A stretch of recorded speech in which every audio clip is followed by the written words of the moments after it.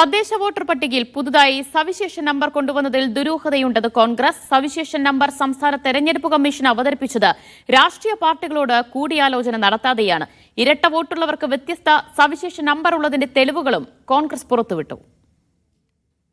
ഇന്നലെ തെരഞ്ഞെടുപ്പ് കമ്മീഷൻ പുറത്തുവിട്ട കരട് വോട്ടർ പട്ടികയിലാണ് 2.83 കോടി വോട്ടർമാർക്കും പുതുതായി സവിശേഷ നമ്പർ നൽകിയത്.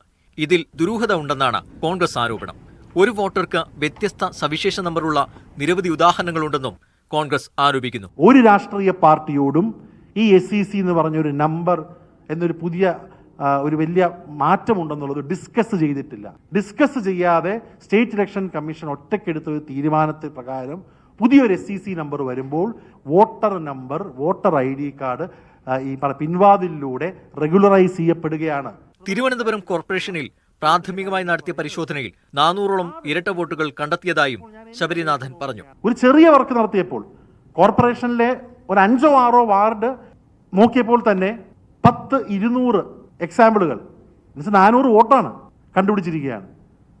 ഒരു ഫുള്ളായിട്ടുള്ള ഡേറ്റാബേസ് വെച്ച് കെട്ടുകയാണെങ്കിൽ ഞാൻ നിസ്സംശയം പറയാം, തിരുവനന്തപുരം ജില്ലയിൽ തന്നെ ഒരു മിനിമം 5000 to 10000 ഇതുപോലത്തെ മൾട്ടിപ്പിൾ വോട്ട് കാണും. ഇന്നലെ പ്രസിദ്ധീകരിച്ച കരട് പട്ടികയിൽ നിന്ന് വോട്ടർ ID നമ്പർ ഒഴിവാക്കിയതിലും ദുരൂഹതയുണ്ട്.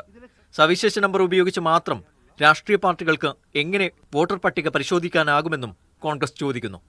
വോട്ടർ പട്ടികയിലെ പുതിയ പരിഷ്കാരങ്ങളോടെ കള്ളവോട്ടുകൾ തെരഞ്ഞെടുപ്പ് കമ്മീഷനും സർക്കാരും ചേർന്ന് സാധൂകരിക്കുകയാണെന്നും കോൺഗ്രസ് ആരോപിച്ചു. മീഡിയ 1 തിരുവനന്തപുരം.